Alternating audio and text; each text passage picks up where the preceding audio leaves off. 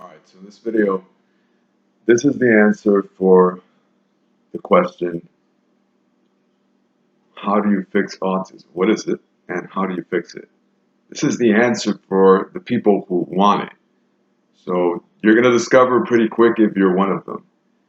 If you walk away from this screen without listening to everything I say, then you're one of the people that doesn't want to listen to the answer because it's uncomfortable. And there's a lot of good reasons not to want the answer, but they're all bad at the end of the day. And I really want to move on beyond this question. This is one of the easiest ones.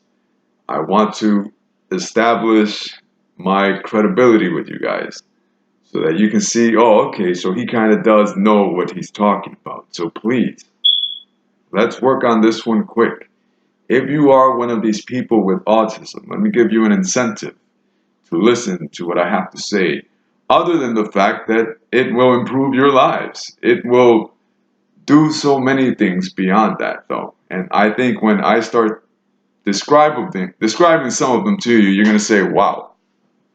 So if this guy's not completely full of bullshit, maybe I should just see if there's something to what he's saying here. And I'm telling you, there is, all right? So I'm going to describe for you what you feel. I'm going to tell you what you experience every day. I'm going to put it within context. And you're going to see that it makes sense. And if it doesn't make sense to you personally, understand that it might make sense to someone else. And try to listen to these people so that you don't just have to take it from me. Because you might be missing something that could completely alter the way you view your life, yourself, and quite frankly, reality too. Pretty much everything. Everything I'm about to describe to you is what's going inside in your head. It's what's really happening to you. And you're not going to like the answer. You're not going to like it because it's too simple. It's too simple, but it's a simple question. So the major obstacle, if any, to the answer is not the problem itself. It's you. Autism is a feedback loop. It feeds in on itself. You are one of its variables. You feel like the main one. You're not. It has many different aspects to it. And as it progresses, it distorts perceptions within each person as to the motivations of others. And even proper interpretations, which happen all the time, then tend to fall into the false motivations because they become self-fulfilling prophecies through things such as what is called systems of holding back. That's when, for example, let me create a situation where you'll see a schismogenesis forming. Let's say that some person is in a hurry, but they don't communicate this to others, all right? And another person in the room notices this person grabbing a cup, taking a sip, rinsing it, and going on their way, while, let's say, leaving a spoon in the sink. Now, that one person left behind could say, wow, they really wanted to send a point there that they clean their thing and I leave my mess. So, a fundamental attribution error. So that sets the stage for more problems. Because this person sees, wow, they're sending me hidden messages. They're not even saying their problem up front. So then the person comes back and maybe this person makes a remark. Maybe they do something subtle, just like what they perceived. Whatever it is adds to the conflict that really had no real original basis, but then takes on a life of its own. So that the other person then says, wow, this person came out of nowhere with that bullshit, because that first thing wasn't real. So they don't know the context of that action. So now they start perceiving themselves as the victim, and this person had that title. So now they both do. So now they keep going back and forth with each other, creating all sorts of problems, maybe doing things in a hidden way, in a passive-aggressive manner, because neither one is even clear on what's wrong. So this escalates tensions further, and things become a self-fulfilling prophecy. So you get situations like this all fucking day with the distorted perceptions of people with autism. People with autism and the people who want to basically treat them or help them or whatever it is that they're trying to do. Because you're really not.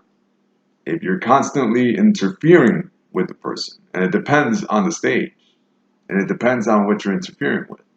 Because there will be a day when that person literally cannot do certain things for themselves as a function of not having learned to do them, as a function of having been taught to do all the preliminary steps in a way that made them depend on other people, so that when they're alone, they can't even set the basics in place to keep the other thing going. So these become self-fulfilling prophecies where the person becomes infantilized, where the person is incapacitated by their own fear, such that when their actions meet up with the world says, wow, that person can't function, so really, let's treat them different. Let's condescend to them. Let's make special places where, they can function better. And if the person falls further into that trap by saying, well, yeah, give me these comforts. Give me this routine that keeps things in order, that keeps things in the way I want to do them, so that I don't have to at all conform to the world. The world conforms to me now.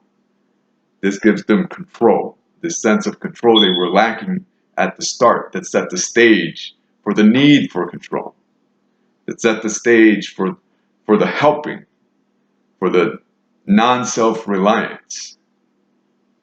So if you are not comfortable with that answer, you cannot get better. That's what it is. You have to then look for genes. Go do it. Go waste your time with that. See how that's worked. See what that's given us. What's changed? Okay, someone says, no, it's genes. They proved it. Okay, well, what did they prove? Exactly. What is it doing? How is it doing it? You know, when you feel comfortable, you can make eye contact with some people. So there is no gene that encodes you to others. There is no gene that has you being able to speak up in front of this person, but in front of this other. Think about it. It doesn't make sense. These are conditioned responses, so that when this person triggers you in a certain way, you shut down. Whereas with this person, if you encounter ease, you're able to function. That's why you're all right with animals, you're all right with children, you're all right with older people. People who are not, you are not perceiving them as passing judgments on you. Because when you perceive judgment, you become dysfunctional. You become dysfunctional because this is your conditioned response to being put on that spotlight, where the attention is on you and you have to perform. Because when you were little, and this just goes too far back for some of you, that you then don't remember it, but you were asked to perform too much. You were over-scrutinized. You weren't given room to explore your environments. You were in situations where you found yourself isolated too long. And the way that you soothed yourself was through exploring patterns. You explored patterns so that when you were looking at objects to distract yourself from your feelings, you then realize, well, wait a second, these objects are just interesting too. And you started to study them. For some of you, it was an instrument. For some of you, it was a game. For some of you, it was an art. For some of you, it was math. Whatever it is.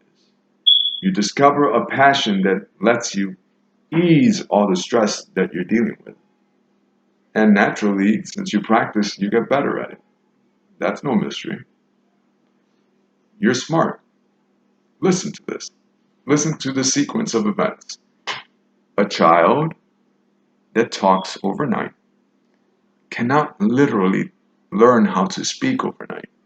Even if you gain all the knowledge for the words, even if you listen, even if you pay attention with your eyes, you still have to practice.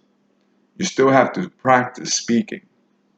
It takes moving your tongue, moving your lips, knowing how to make sounds, knowing how to connect syllables, knowing how to stretch them, knowing how to do all sorts of tricks that we do with words to form sentences, paragraphs, and communicate ideas. That takes years. That's not an overnight thing. So that when you see a kid that is suddenly out of nowhere just, oh my God, they're just talking now. No, they've been talking for a while. They've been talking for a long, long while. They haven't been able to speak in front of you because for whatever reason, you trigger that response of them shutting down. That's all it is. So if you get lost trying to find genetic causes, you will not be able to pick on these things that are jumping right in front of you in your face. Things like that. This is the truth. It's something so simple. If you're the parent, you have to confront your own actions, whatever they are. You might be discouraging incidentally. You might be too sarcastic. They might not get your mood. They might not get your sense of humor. So that if you're making jokes, if you're commenting on their appearance, if you're diminishing them in front of others, even just as a casual knock for whatever reason, if you're intruding in their private affairs, if they can't have a sense of privacy, if they're over scrutinized, if you're on them all day, if you have them in these rigid routines, if you have them day by day instructing them on what to do and how to do it, making a comment on everything they do, even if it's a good comment. If you're just like Marv Albert, just dictating everything they do, that's annoying. That's annoying, and it's not only annoying, it's damaging. This is what creates the spotlight sensitivity that makes the person want to avoid more judgment. This is what feeds into what becomes hyperdiffidence, and then the hyperdiffident response. When they encounter those triggers, they shut down. There is no gene that shuts down a person when they encounter a specific another. There's no gene that does that. That's all conditioned responses. Use your common sense. Use your ability to reason. Use your ability to use logic. You have it. I'm not more special than you. I did not see this because I'm seeing something that you can't see. Seeing something that you're not seeing because you're focused on something else. And also because this thing here just doesn't feel good. But this is the answer. If you are the parent of an autistic person, you need to stop projecting incapacity onto your child. Stop treating them like they're stupid. Stop treating them like they're injured. Stop introducing them to others as if they're different. They're not. They will be if you keep treating them that way. Then it'll become the truth. Then they won't be able to do things. And then you yourself will feel useful in taking care of them. And this becomes a problem then because when you feel useful towards another, this can create a sense of control and confidence that becomes very addictive because it gives you traction. So another way to look at traction, though, in its more explicit form, its more damaging form, is what is termed narcissistic supply. so that it feeds on your ego. Your ego is like, wow, this person does what I tell them. They dress as I tell them. They do what I tell them.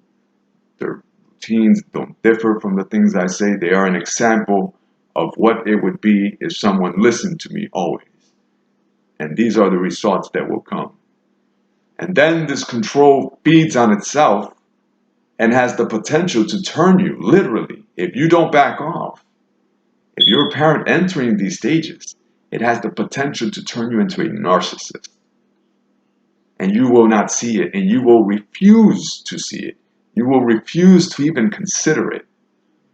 Because once a narcissist is too narcissist, well, narcissism prevents you from looking inward at yourself.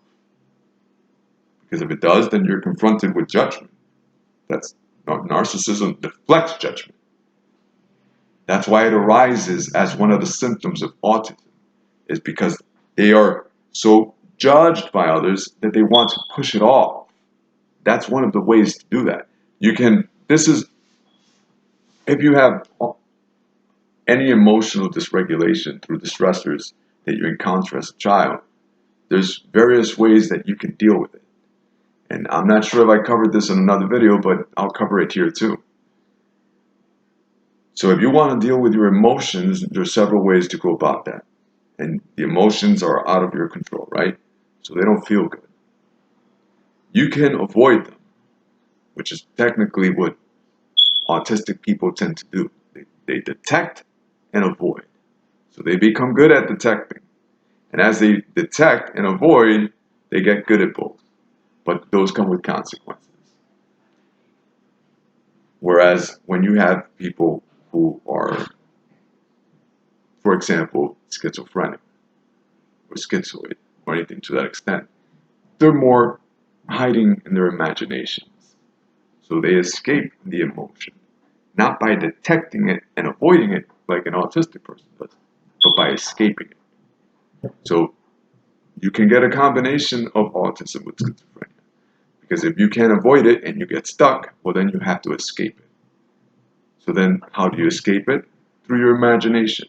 So that if you're consistently working your imagination up, you can become detached from reality itself because you won't see the difference. This one just becomes too real. And this is the one that you want to be fake in the first place. So then it becomes problematic. It at first solved the problem, but because the problem was overly expressed, so was the answer. And the answer creates its own problems. But it's not just schizophrenia. So there's a different way you can avoid emotions. You can just turn them off. You can turn them off through all sorts of techniques. You can, for example, get lost in patterns. That's one of them. This is why patterns become an obsession. I'll keep getting into the patterns as we go. You get lost in the patterns, the emotions start to go away. You know you do this, but you do it in different ways. You know, when you're feeling a particular way, maybe you don't want to laugh, what do? You look away. You turn the stimulus off. You remove it. So if you have an emotion and you want to turn the stimulus off, which ways are there to do that? 1, you can look away. 2, you can reduce your affect, meaning your expressions.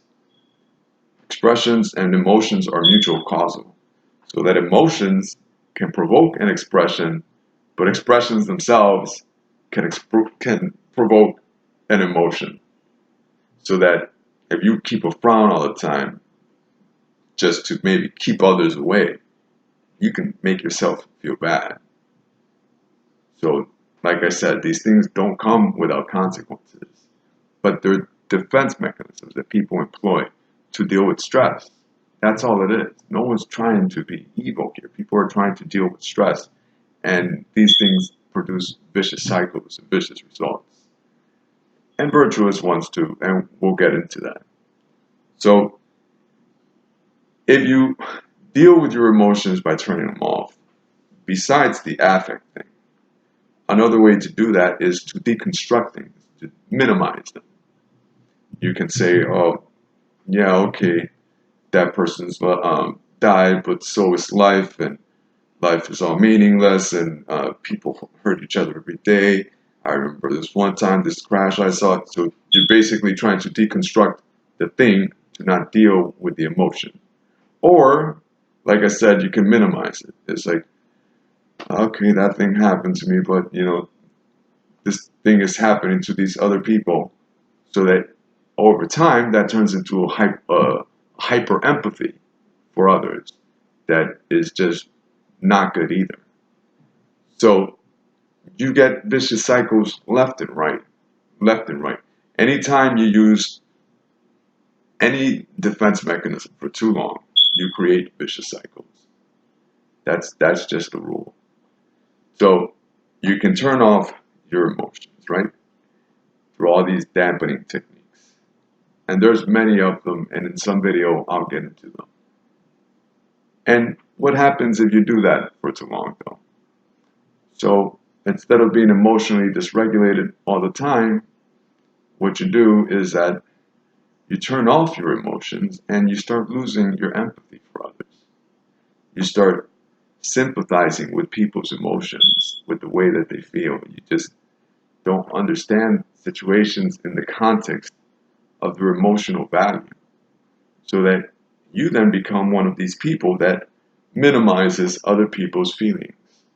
Because to you, you don't know how to deal with them. And a child exposed to a person who doesn't understand emotions, doesn't understand their place, and doesn't realize that they have a real function and role, well, a child is exposed to that person they're gonna become emotionally dysregulated. They're not gonna know how to label their feelings because they're getting advice from a non-expert. Not only a non-expert, a person who is deeply compromised in dealing with feelings. So they won't be able to put feelings in their proper context. So that you get things like alexithymia, which is like, well, what the hell is this thing that I'm feeling right now? And that creates all sorts of indecision and all sorts of vicious cycles. And then you have another way you can deal with emotion, which is that you can cycle through them. And this is what you get with bipolarity. Bipolarity is its own problem. And it can combine with all of these are mental states, whereas bipolarity is an emergent state that the person enters into. And I think I'm explaining that a little clumsily right now. So it's not, I'm going to leave that one alone. And for bipolarity, I'll make its own separate video since it affects so many people, especially people with autism. But it's a cycling through it. You're cycling through these systems. These, for example, when you melt down, when you have all these problems, this is how it works into autism. When you melt down, you have all these problems. And some hidden variable comes along. Maybe one you knew was there in the background, always anyways. Comes along and creates a release from the problem that provokes a euphoria, a literal euphoric feeling that then provokes the whole vicious cycle that got started in the first place. Because the person will feel so excited with having surmounted their problem, they'll enter into this overzealous accomplishment mode and goal setting mode, and that'll be accompanied most often by this premature celebration of this breakthrough, so that they push things too hard and they think they can get away with too many things and they don't, which then creates problems that then provokes the lows that they have to get away from. And then the hidden variables come along, answer themselves, and you enter that euphoric state all over again. So really, most of this stuff, if you wanted to solve it on a national scale, you have to improve people's incomes, because any parental stress that children are exposed to for a prolonged time has the potential to cause these things. And that doesn't mean that autism is limited to people who are poor or people who have income issues. That's not the case at all. It's limited to children who are suffering stress, and that could happen in any income bracket, especially when children are pushed hard, which is what you see in countries like in Japan and in Singapore and in South Korea. It's no coincidence. Look at the autism rates over there. Look at it. Look at the autism rates in the state of New Jersey when they implemented mandatory um, pre-K enrollment. So that 3 and 4 year olds had to wake up in the morning to go to school. Their autism rates skyrocketed. And it's not just the early waking up. Of course, that could be stressful by itself, but it's the routine that comes with it. It's the parents that are then overzealous who want their kids to learn how to read. You got to be the one that learns how to read by 2, that learns how to read by 3. You got to be the one that's getting A's. You got to be the one that's doing their homework. Little kids can't take that kind of pressure. And if that pressure comes pre-built in whatever regiment exists within the school itself, so that the kids are like basically robots in the class and can't explore, well, that's even worse. So this is what's provoking autism, guys. This is it. If you wanted some greater answer, this is as great as it gets. It gives you the answer. It lets you get better. It lets you know that this thing is treatable. That's something to celebrate. You don't have to feel like a target, like you did something bad because your kid has autism. This process is mutual causal. It's affecting you too. It's creating distortions in your perception such that you then engage in the behavior that helps provoke autism. The problem is that when this thing makes you overly self-absorbed and you enter into the stage of narcissism, and this happens a lot, if the behavior becomes particularly deteriorated, where the kid no longer can stand the parent, in effect, even when sometimes are good, even when interactions are good every now and then. I'm talking about moments where parents are removing doors from bedrooms, where they're retaliating against their kids. And they will not see that. You can't get a parent to admit to something like that. That's impossible. But there are times when they'll enter into retribution mode, both sides, and it's just the relationship collapses and it just gets worse over time. And no one speaks of it out loud. It all stays hidden. This is the great controversy. And that's only in a few cases, but it's enough of them. It's enough of them. The percentage is at least 10%. It's at least 10%. So that's a problem because this 10% of children, in fact, are dealing with abuse. If the parent enters into the narcissist phase, if they don't confront their actions before that, and the relationship gets bad enough, they'll enter into self-defense mode. So they'll be projecting all errors onto their kid. And they'll get that narcissistic supply through their controlling their child. How do you know if a parent is one of those? And these I'm more than happy to expose. One, they'll be constantly correcting their child, especially in front of others. This is kind of I'm in control here. Look how much charge I have over this person. They'll constantly be making them seem like the savior of the child. They'll be promoting the idea that the child is injured and that they're the best person for them. They'll be promoting the idea that the child can't do anything. They'll say terrible stories about their kids. Think of if you're the parent of your children and they're not autistic anyway. Think of the concept of you communicating to others damaging information about your child on a regular basis. And they'll do this with the kids right in front of them. They'll speak of their kid in front of others as if they're not there, as a habit, whether good or bad. So they'll be objectifying them. So that the kid then is just stuck in their head thinking about, wow, everybody just thinks that I'm stupid. And they'll literally not be able to perform. And that will then become a self-fulfilling prophecy, and the parent will feel more justified in what they do.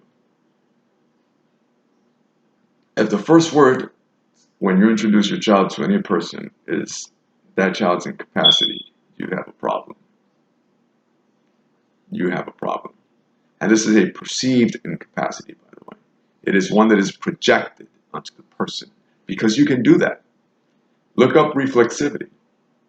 Reflexivity is the phenomenon of how much your environment modes you versus how much you mold your environment. If you are constantly being fed signals since you were little, saying you can't do this, you can't do that, you do these the wrong way, well, then you start to back down.